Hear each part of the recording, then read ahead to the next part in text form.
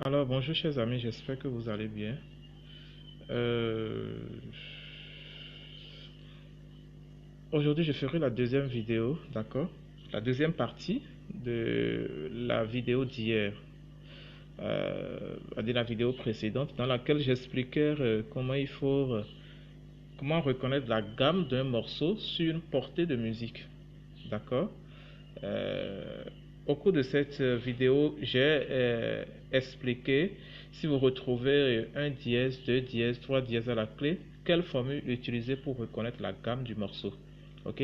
Ce matin, je vais vous expliquer comment reconnaître la gamme d'un morceau si vous retrouvez un bémol, ok, deux bémols comme ce cas-ci, d'accord, vous voyez, un bémol, deux bémols, vous pouvez en retrouver jusqu'à 7.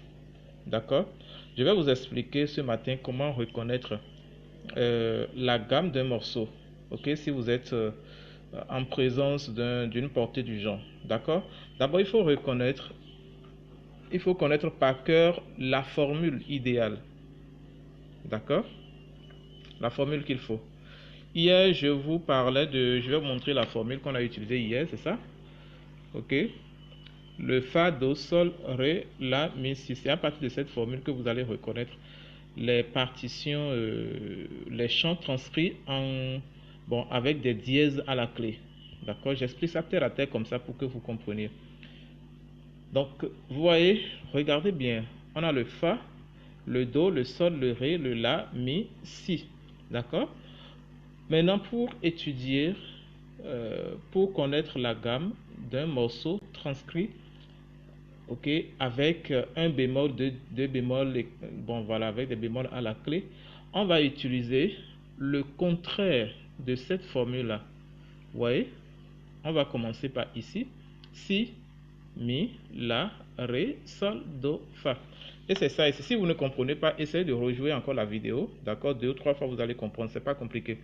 Ok, c'est ça. Si vous gardez d'abord ceci par cœur, vous voyez, si, mi, la, ré, sol, do, fa. Ok? Gardez à l'esprit que c'est la formule qu'il faut utiliser pour reconnaître la gamme d'un morceau transcrit, voilà, sur une portée avec des bémols, un bémol, deux bémols à la clé. D'accord? Maintenant, comment reconnaître la gamme? Supposons que vous avez un bémol à la clé. D'accord? Comme ceci, comme le cas-ci. Vous avez un bémol à la clé. Vous avez le bémol là est placé sur la ligne de Si. D'accord? Sur la ligne de Si. Vous êtes d'accord avec moi? Sur la ligne de Si. Ok? Comment il faut faire? Ok? C'est très simple. Vous prenez le Si là. A dit, ça c'est le premier bémol. Le premier bémol porte le nom de Si. Maintenant, comment reconnaître la gamme? C'est-à-dire, vous prenez la note précédente, c'est-à-dire sur la ligne. La note précédente sur la ligne, c'est-à-dire, c'est ça, dans le processus. C'est comme une rotation, hein? Si, mi, la, ré, sol, do, fa. Ok? Fa, si, mi, la, ré, sol, do, fa. Vous voyez un peu? C'est très simple en fait. Vous voyez ici, on a le si, la note qui précède ceci. C'est toujours, tout se passe sur la ligne en fait. La note qui précède le si, c'est le fa. D'accord? Vous voyez un peu? C'est le fa sur la ligne. Contrairement à ce qu'on a dit hier avec le dièse, vous allez dans l'échelle musicale naturelle. Ok? Vous faites plus un ton, c'est ce qu'on a dit hier avec les dièses. Mais pour le cas si, d'accord, tout se passe ici. Vous prenez juste la note qui précède, c'est-à-dire le bémol, le dernier bémol dans la rotation, dans le système. Ok? La note qui précède le dernier bémol, c'est le fa. Ok? Donc le morceau portera, si vous avez un bémol à la clé, le morceau sera en gamme de Fa, est en gamme de Fa majeur, d'accord? Fa majeur, ou bien dans sa relative mineure. La relative mineure, la formule demeure la même, d'accord? Vous faites le Fa moins un ton et demi, et vous allez tomber sur le Ré. Donc le morceau est soit en Fa majeur ou en Ré mineur. j'ai dit hier dans la vidéo précédente que on va étudier après à la longue comment reconnaître les chants, un chant majeur d'un chant mineur. Ok, cela viendra plus tard. Maintenant, c'est ça. Donc, si vous avez un bémol à la clé, le morceau est soit en Fa ou bien en Ré mineur. D'accord? Si le chant est en mineur et si le chant n'est pas en mineur, si le chant est majeur, le morceau est en Fa majeur. Ok? Maintenant, si vous avez deux bémols à la clé, c'est la même chose en fait. Si vous avez deux bémols, vous voyez, Si, Mi. Donc le dernier bémol porte le nom de Si, porte le nom de Mi. C'est placé à la place de la note Mi, d'accord?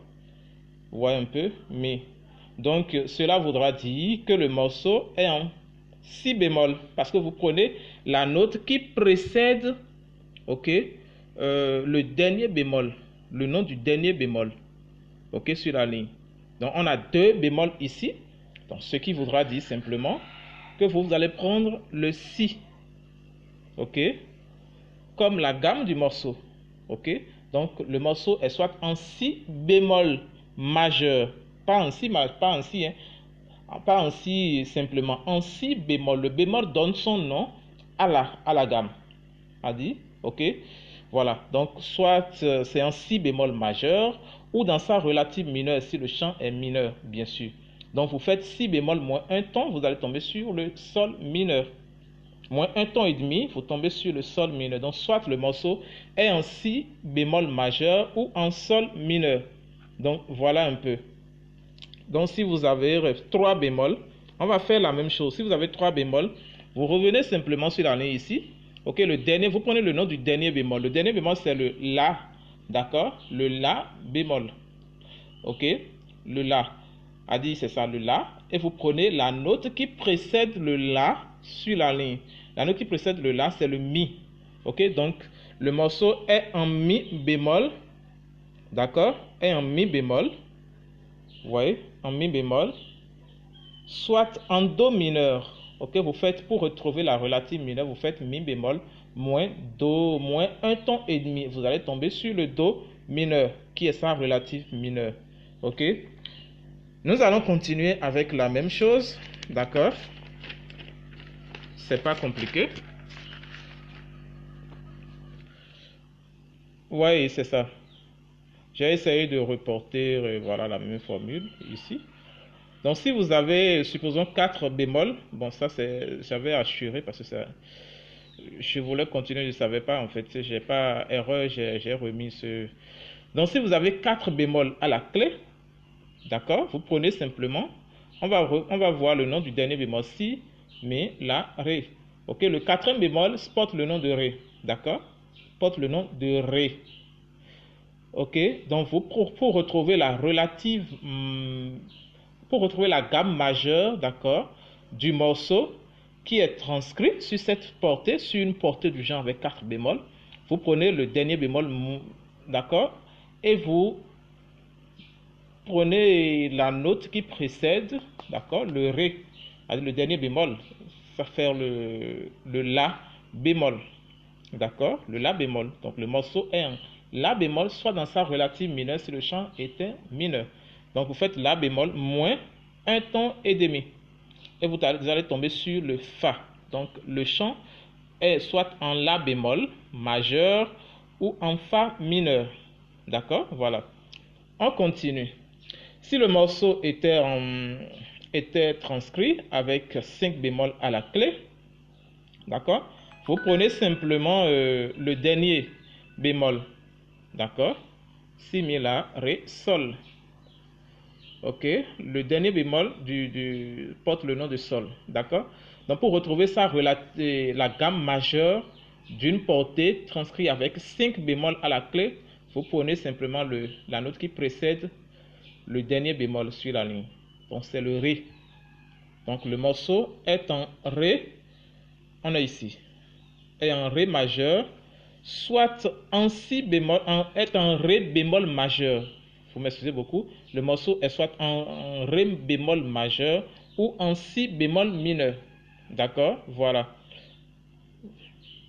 Donc, on continue.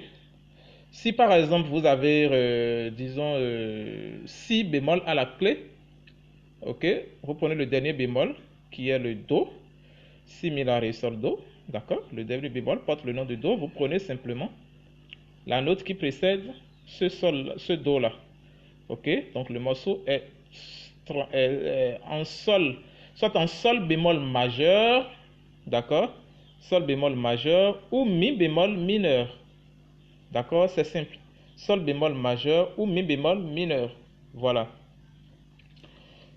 Voilà, si vous avez 7 bémol à la clé, vous prenez simplement le dernier bémol, ok, qui porte le nom de Fa, et vous prenez, voilà, le dernier, la dernière note qui est sur la ligne, d'accord.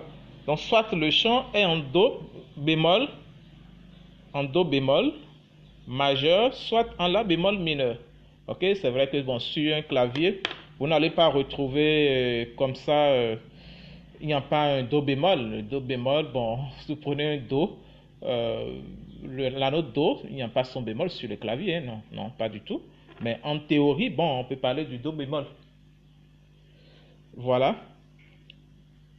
Donc si vous voulez vous voulez jouer au clavier en Do bémol, c'est simplement la gamme, c'est simple, vous jouez simplement en Do. Voilà, donc c'est ça. Mais scientifiquement, théoriquement parlant, c'est Do bémol. Voilà. Donc soit le morceau est en Do bémol majeur ou en La bémol mineur. D'accord? Ou en La bémol mineur. Voilà. Donc voilà un peu, j'espère que vous aurez compris ce que je viens de dire. Si vous avez aimé la vidéo, essayez de la liker et partagez-la au maximum. Ok, pour tous ceux qui veulent bien. Maintenant, je vais vous parler des notes. Je voudrais qu'on aille un peu très rapidement. Je vais vous parler des notes de musique, très généralement qu'on rencontre, les formes de notes qu'on rencontre. Ok, je vais rentrer dans les détails après. On a la ronde. Ok, la ronde, généralement, voilà, c'est une note dans une mesure à 4 temps. Ok, la ronde occupe 4 temps. D'accord? Je dis bien dans une mesure à 4 temps. La ronde occupe 4 temps. D'accord? Dans une mesure, voilà, toujours à 4 temps. Ici, cette note, on appelle la blanche. Ok? Elle occupe 2 temps. D'accord? Elle occupe 2 temps. Ok? Si nous sommes dans une mesure à 4 temps ou bien à 2 temps, voilà, la ronde occupe 4 temps et la blanche occupe 2 temps. D'accord? Si nous sommes aussi dans une mesure à 3 temps, d'accord, vous avez une ronde, la ronde occupe toujours 4 temps. Ok? Voilà. Je parle comme ça pour que bon, les gens puissent comprendre. Voilà. C'est ça. Ici, voilà, cette note, on l'appelle la noire. D'accord? On appelle la noire. Voilà. Elle occupe un temps. D'accord? Elle occupe un temps dans une mesure à 4 temps, 2 temps ou bien 3 temps. Ok? Ceci, on appelle la croche. D'accord? Elle occupe demi-temps. D'accord? Demi-temps dans une mesure à 4, 2 ou bien 3 temps. Ceci, la double croche. Ok? Elle occupe un quart de temps. D'accord? Elle occupe un quart de temps. Voilà. La double croche, ok, qui occupe voilà un huitième. Voilà, ainsi de suite. Donc je pense que on aura le temps de bien creuser.